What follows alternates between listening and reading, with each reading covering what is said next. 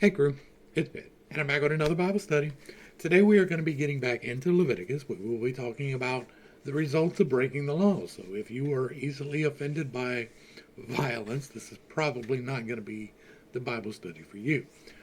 On top of that, I hold some very unconventional beliefs and I step on a lot of toes. I don't do it intentionally, but it definitely happens. So if you are easily offended, you should probably not be here. If you are happy in your relationship with God and where you are, this is not the Bible study for you. This Bible study is for those who are seeking a different path than the one that is currently available. Let's dig into Leviticus 20. We start in Leviticus 20 because we left off in Leviticus 19. I am trying to go through these laws rather quickly because for the most part, there's no need for them. For the most part, doesn't really make a grand scale difference to us in our time in the age. They were for the times of then to stop the practices of then. I got into that more in the last video. I'm not really going to dig into it this one. Leviticus 20. We're going to get into the punishments for disobedience. And then the Lord said to Moses, tell the Israelites, any Israelite or foreigner living in Israel who gives any of his children to Molech must be put to death.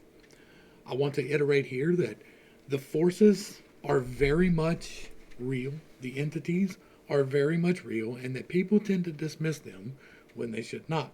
Molech and Baal are two forces that are somewhat opposed to each other. And if you have seen the rest of my Bible study, you know that I personally believe that the Israelites at this point are following Baal. They were delivered by Baal in front of his mountain at the Red Sea. And so now they're being told not to deal with Molech. Molech likes to accept the sacrifice of children in burning hands. There's a whole study that can be done into that and our current times. We won't get into that, but we seem to be now worshiping Molech in our actions in a great way. Any Israelite or foreigner living in Israel who gives any of his children to Molech must be put to death. The people of the land are to stone him, and I will set my face against that man and cut him off from his people, because by giving his offspring to Molech, he has defiled my sanctuary and profaned my holy name. And if the people of the land ever hide their eyes and fail to put to death the man who gives one of his children to Molech, then I will set my face against that man and his family and cut off from among their people both him and all who follow him in prostituting themselves to Molech. Molech is the god of child sacrifice. Planned Parenthood serves that god. And that's as far as I can take that. So if you are participating in those activities, like if you do believe that this is the correct God, then you have a severe problem, right? Whoever turns to mediums or spiritists to prostitute himself with them, I will also set my face against that person and cut him off from his people. Now, the spirits and entities and ghosts and things, those are real. Like, I know a lot of people like to dismiss that in our technologically advanced times, but they are.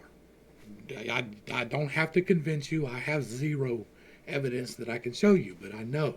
And so I'm telling you, you can take it or leave it. It doesn't matter to me. There's a reason why this rule is there. Because if you play with those forces, and this month in particular, people like to play with those forces. If you play with those forces, you can invite them into you.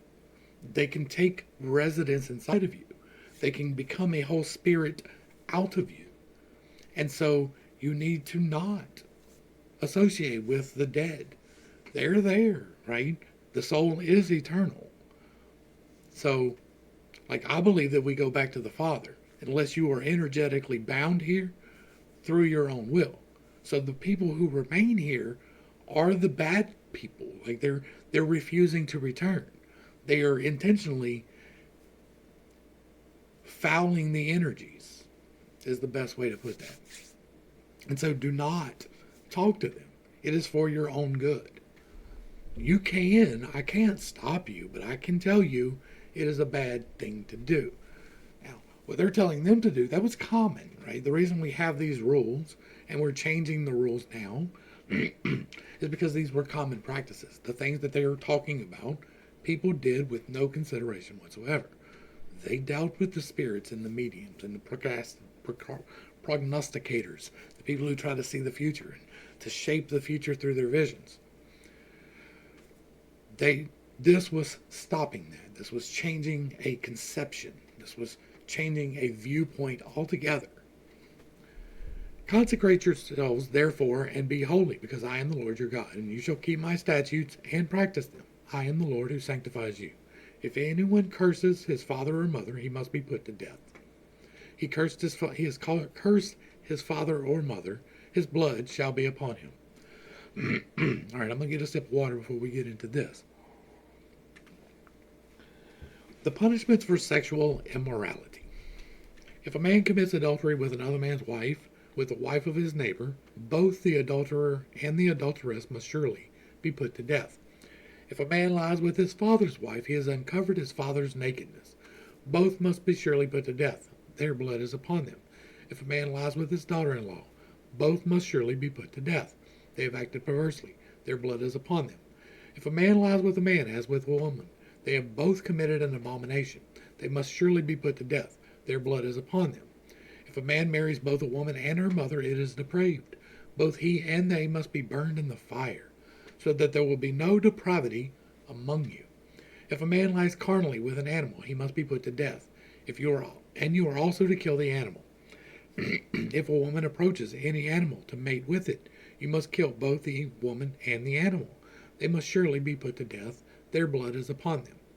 If a man marries his sister, whether the daughter of his father or his mother, and they have sexual relations, it is a disgrace. They must be cut off in the sight of their people. He has uncovered the nakedness of his sister. He shall bear his iniquity. If a man lies with a menstruating woman and has sexual relations with her, he has exposed the source of her flow, and she has uncovered the source of her blood. Both of them must be cut off from among their people. You must not have sexual relations with the sister of your mother or your father, for it is exposing one's own kin. Both shall bear their iniquity. If a man lies with his uncle's wife, he has uncovered the nakedness of his uncle. They will bear their sin. They shall die childless. If a man marries his brother's wife, it is an act of impurity. He has uncovered the nakedness of his brother. They shall be childless. It's interesting to see the degrees of punishment for basically the same thing. Pretty much all of this is sexual iniquity, and some of them you must stone, and some of them you must burn, and some of them just don't get to have children. And if you don't have children, then you must be guilty, right? This was changing a mindset, but it was by no means where we needed to end up. We needed to quit having sexual relations with people who were close relatives. Back in the history of time, we talked about this yesterday, back in the history of time there was little selection. But as we get more diversified, we need to bring more into the gene pool so that we quit having kids with strange things. And so that's what this was for. This was to put an end to that. Now, we talked yesterday about the man and a man, right? If a man lies with a man as with a woman, they don't specify the other for a reason, because it was pretty common. So common that when they say this right here, that is so that that particular part of it will stop, right? Not that you can't have your two wives and that they can't partake in mutual relations, but that if you have the mother and her daughter, that's probably a bad idea. That's what this is for. And then they've got to be burned in the fire if they do that. That's interesting, right? The degree and severity of it's not really different.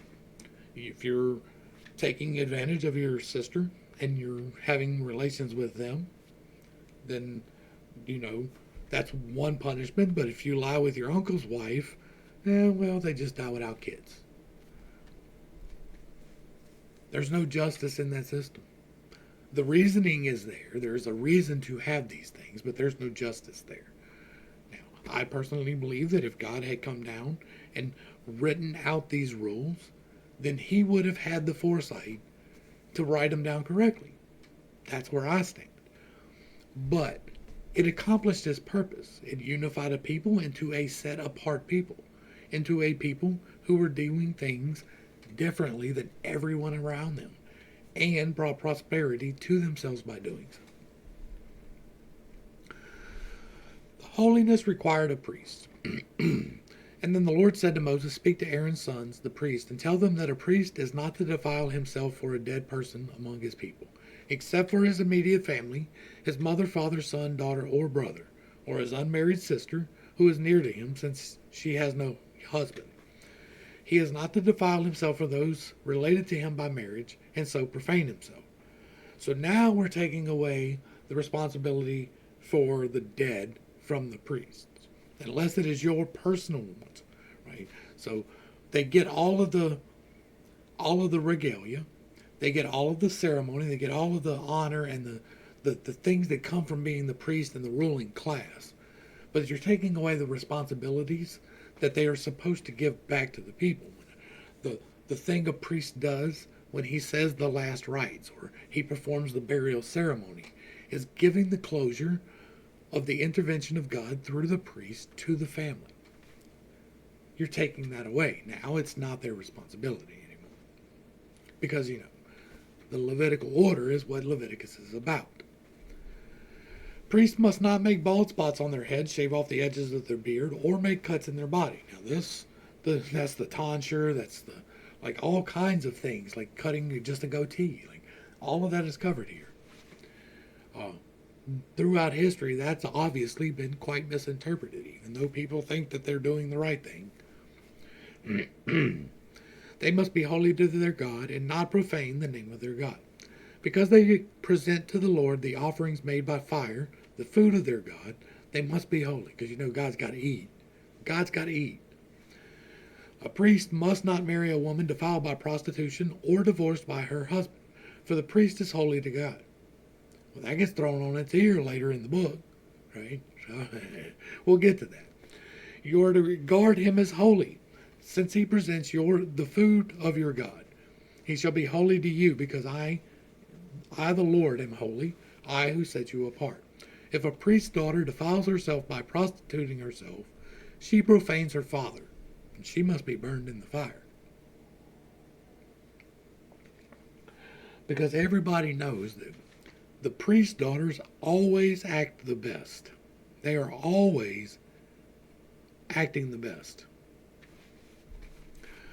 And the priest who is highest among his brothers, who has had the anointing oil poured on his head and has been ordained to wear the priestly garments, must not let his hair hang loose or tear his garments. He must not go near any dead body. He must not defile himself, even for his father or mother. He must not leave or desecrate the sanctuary of his God, for the consecration of the anointing oil of his God is on him. I am the Lord. The woman he marries must be a virgin. He is not to marry a widow, a divorced woman, or one defiled by prostitution. He is to marry a virgin from among his own people, so that he does not defile his offspring among his people, for I am the Lord who sanctifies him. Then the Lord said to Moses, say to Aaron, for the generations to come, none of your descendants who has a physical defect may approach to offer the food of his God. No man who has any defect may approach. No man who is blind, lame, disfigured, or deformed. No man who is broken foot or hand, who is a hunchback or a dwarf, or who has an eye defect, a festering rash, scabs, or a crushed testicle.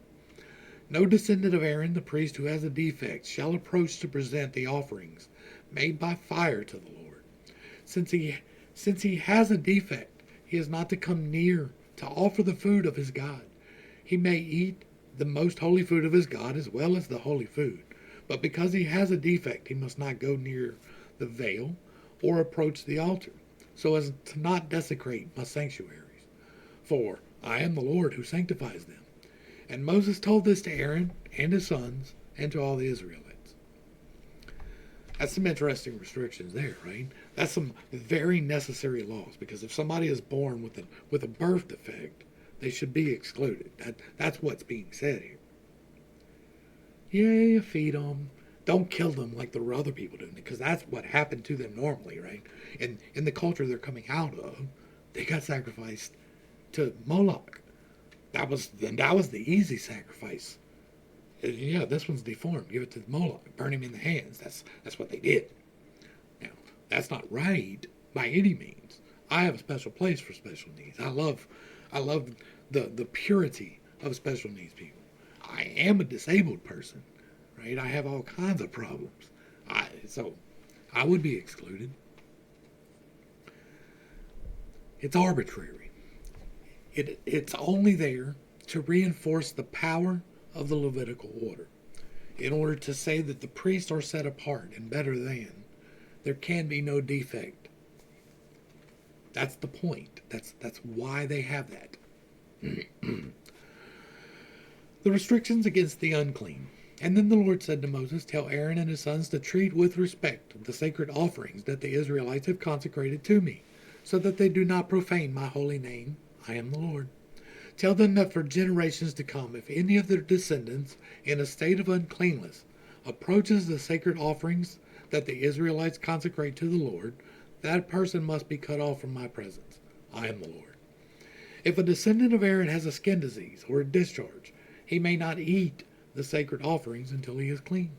Whoever touches anything defiled by a corpse, or a man who has an emission of semen, or by a man who has an emission of semen, whoever touches a crawling creature, or a person that makes him unclean, whatever the uncleanness may be, the man who touches any of these will remain unclean until evening. He must not eat from the sacred offerings unless he has bathed himself in water. Now, bathing yourself and washing your hands before you eat that's a good idea. Ritual cleanliness is a good idea because it's hygienic. When the sun is set out, he will become clean, and then he may eat from the sacred offerings, for they are his food. He must not eat anything found dead or torn by wild animals, which would make him unclean. I am the Lord. The priest must keep my charge, lest they bear the guilt and die because they profane it. I am the Lord who sanctifies them. No one outside of a priest's family may eat the sacred offering, nor may the guest of a priest or his hired hand eat it. But if a priest buys a slave with his own money, or if a slave is born in his household, that slave may eat his food. And if the priest's daughter is married to a man other than a priest, she is not to eat of the sacred contributions. But if a priest's daughter with no children becomes widowed or divorced, and returns to her father's house, she may share her father's food as in her youth, but no outsider may share it. If anyone eats a sacred offering in error, he must add a fifth of its value and give the sacred offering to the priest. The priest must not profane the sacred offerings that the Israelites present to the Lord by allowing people to eat the sacred offerings and thus to bear the punishment for guilt. For I am the Lord who sanctifies it. Again, this is just to reinforce the Levitical order and their set-apartedness. Then the Lord said to Moses, speak to Aaron and his sons and all the Israelites and tell them, any man of the house of Israel or any foreign resident who presents a gift for a burnt offering to the Lord, whether to fulfill a vow or as a free will offering, must offer an unblemished male from the cattle, sheep, or goats in order for it to be accepted on your behalf. You must not present anything with a defect, because it will not be accepted on your behalf.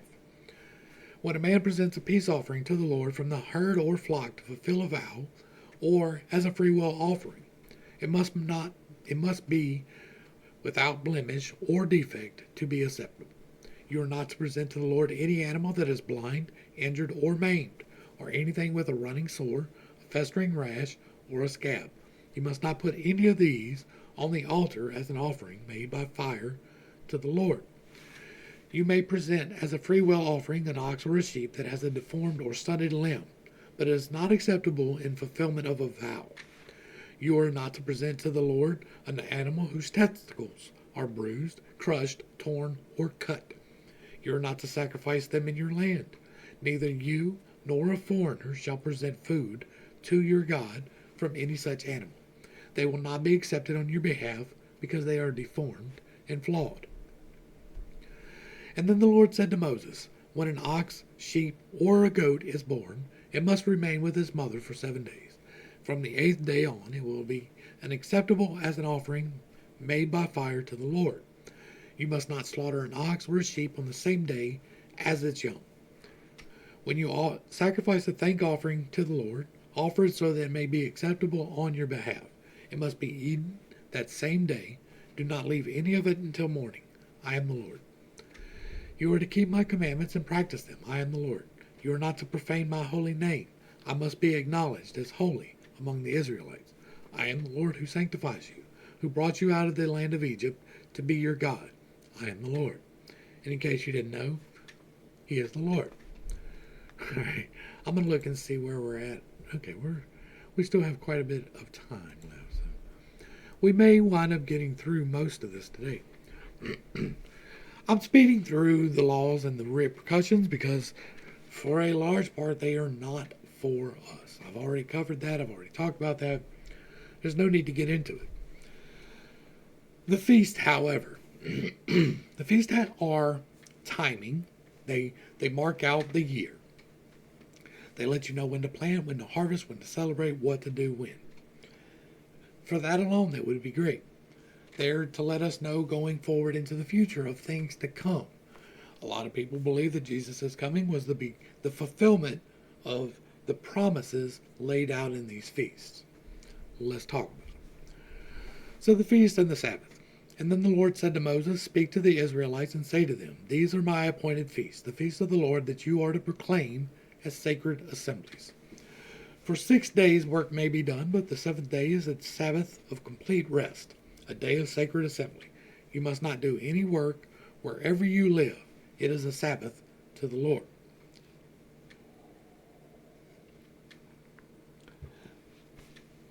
The agricultural life of a pre-dynastic civilization such as this, right? They're wandering through the desert at this point. They're about to go into a land that is completely hostile to them. Taking a day of rest is a very important part of everybody's life. If it is not a part of your life, it should be. Not necessarily to the degree to which the Israelites will be taking it, where you cannot walk this far or you cannot do these things. That day is meant to be a restful day for you to recuperate from the trials of life, because life is about the trials and the things that you learn and grow from the trials in. And so you need to take a time, hopefully at least one day out of every 7, to do nothing or just something that pleases you to do. Nothing that you find overly stressful or hard work. Take the time to reflect on God and His gifts to you, because that is why we're supposed to take the Sabbath, to be thankful, because a life of thankfulness multiplies upon you. Being thankful for the blessings of God encourages Him to give you more. And so that is the point of the Sabbath. That is the whole reason of the Sabbath. And all of the rules that later get tied into the Sabbath are man's futile attempt to control other men's worship on the Sabbath. All right, so these are the Lord's appointed feasts. The sacred assemblies you are to proclaim at their appointed times. The Passover to the Lord begins at twilight on the 14th day of the first month. On the 15th day of the same month begins the feast of unleavened bread to the Lord. For 7 days you must eat unleavened bread, and on the first day you are to hold a sacred assembly. You are not to do any regular work. For 7 days you are to present an offering made by fire to the Lord. And on the 7th day there shall be a sacred assembly, and you must not do any regular work. So it begins with the month starts, and then on the 14th day, which is halfway through the month, they use a lunar calendar, so it is pretty close to 28 days. And so on the 14th day, which is the half month, which is either the new moon or the old moon, I forget which one they use. I think when they see the new moon, the month begins. So this would be just about the time of the full moon. They're to hold this day. So the beginning of the year, take a week off and enjoy yourself before it comes time to plant and do all of the things that are fixing to be required of you. on the first, and then we get into the first fruits. As the Lord said to Moses, speak to the Israelites and say, when you enter in the land that I am giving you, and you reap its harvest, you are to bring the priest a sheaf of the first fruits of your harvest. And he shall wave the sheaf before the Lord so that it may be accepted on your behalf. The priest is to wave it on the day after the Sabbath. On the day you wave the sheaf, you will offer a year-old lamb without blemish as a burnt offering to the Lord, along with this grain offering of 2/10 of an ephah. 2/10 of an ephah of fine flour mixed with oil, an offering made by fire to the Lord, and a pleasing aroma, and his drink offering of a quarter hin of wine. You must not eat any bread or roasted or new grain until the very day you have brought this offering to your God. This is to be a permanent statute for the generations to come, wherever you live. And so when you get your first fruits, you give it to the Lord. That is supposed to be a willing gratefulness. Thank you, Lord. Here's an offering for my bounty that is coming in. Right? That is what it's supposed to be. It gets turned into an obligation. And then when you start making it an obligation, you quit getting the joy of the giving, because there is joy in giving to God. When he has blessed you and you give him your first fruits, you get joy out of that. The Feast of Weeks. From the day after the Sabbath, the day you brought the sheaf of the wave offering, you are to count off 7 full weeks. 7 is an important number.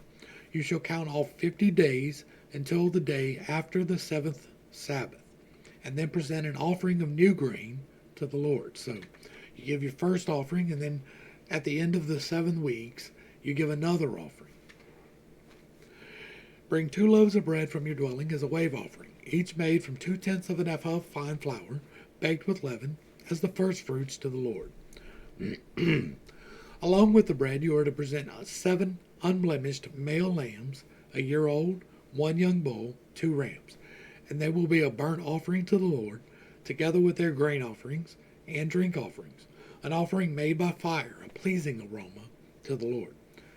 You shall also prepare 1 male goat as a sin offering, and 2 male lambs, a year old, as a peace offering. The priest is to wave the lambs as a wave offering before the Lord, together with the bread of the first fruits. The bread and the 2 lambs shall be holy to the Lord for the priest.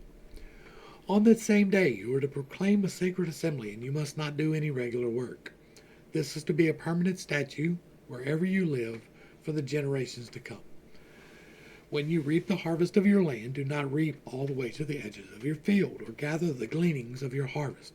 Leave them for the poor and the foreign resident. I am the Lord your God. So, you make your second offering, right?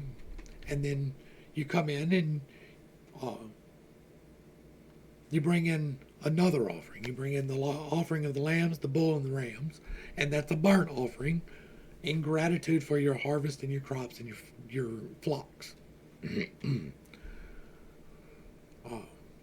And then you again, after this harvest, you take a whole nother week off, right? You don't do any more work after this harvest for a little while. Rest, recuperate.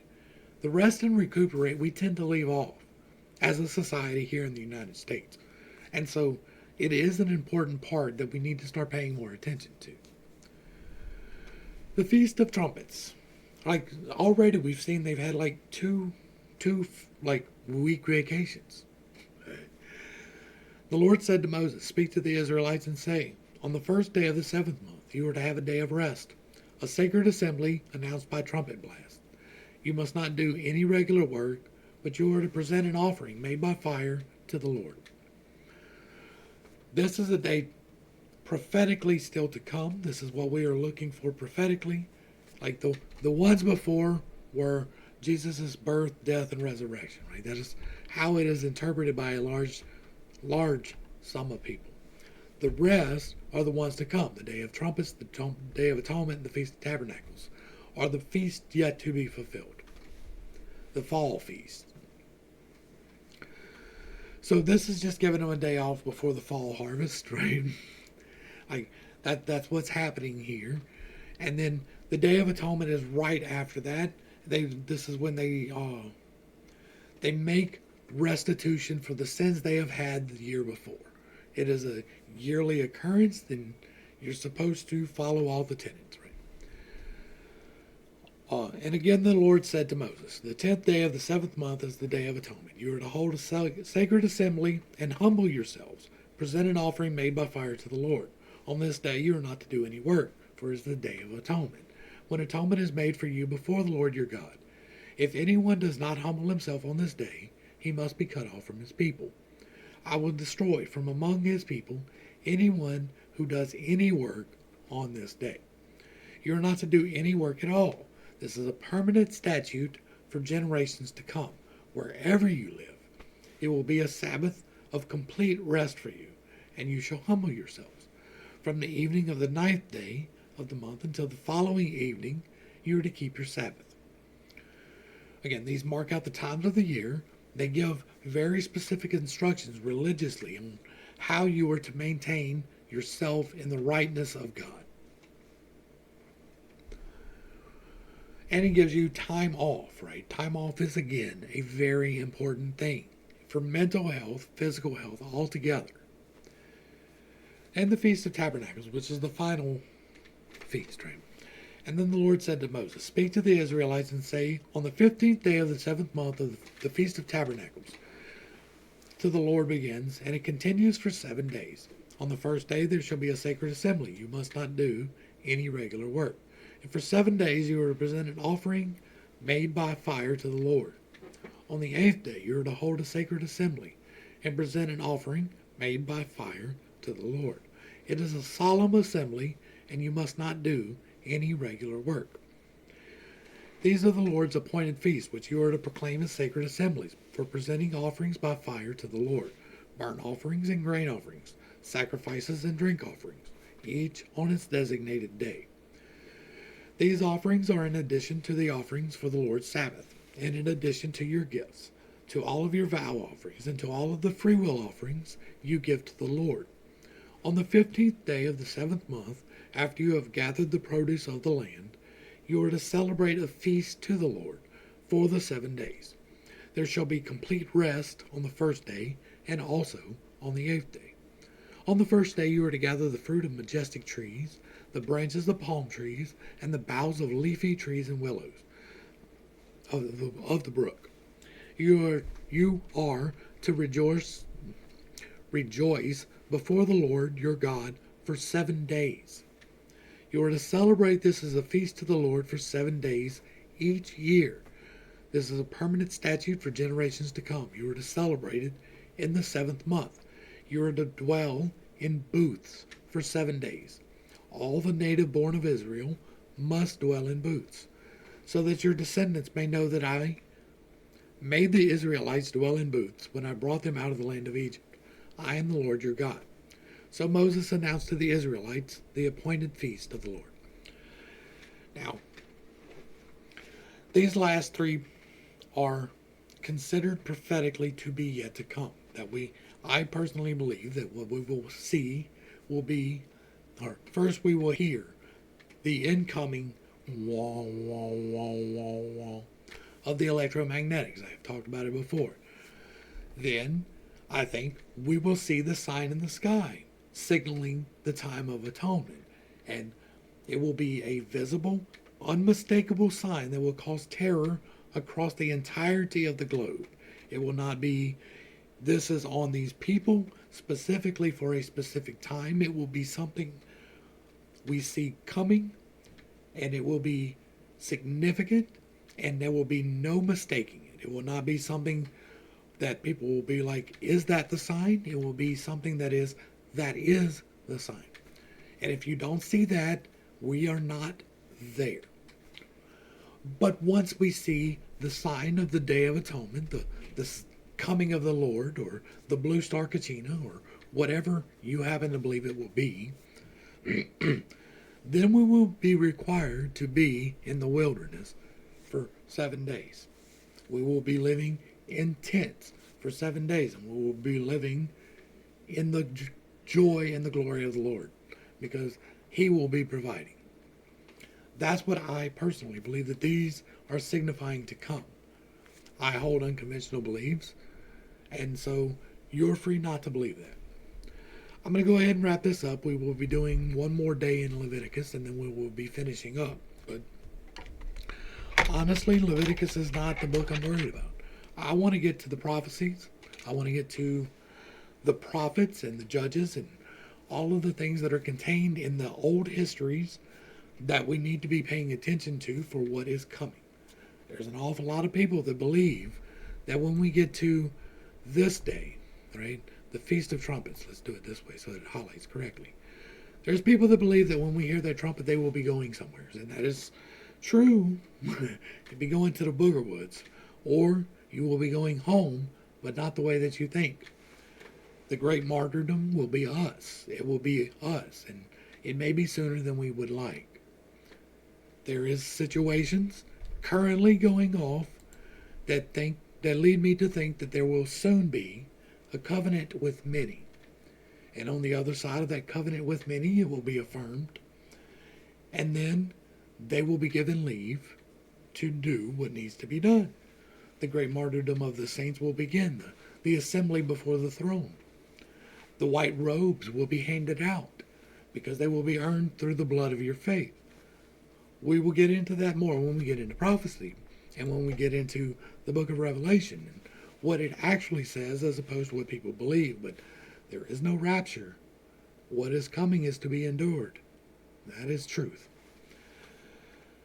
We're going to get through the rest of Leviticus probably tomorrow if everything works out here. And then we will be getting into Deuteronomy, and then we will be getting into the rest of the Bible. So hopefully I brought a little bit of enlightenment and not too much confusion to a somewhat complicated topic. I hold unconventional beliefs. I understand that what you think and what I think may not be the same thing. You are perfectly free to hold your beliefs. You're perfectly free to tell me what they are. Just don't get too offended if I don't convert. To the crew, thanks for hanging out. I appreciate every single minute that you are here with me, and I am praying for you every single day. Until next time, I love you. You are perfect, whole, and complete just the way that you are. And this has been Pitts Day. Peace.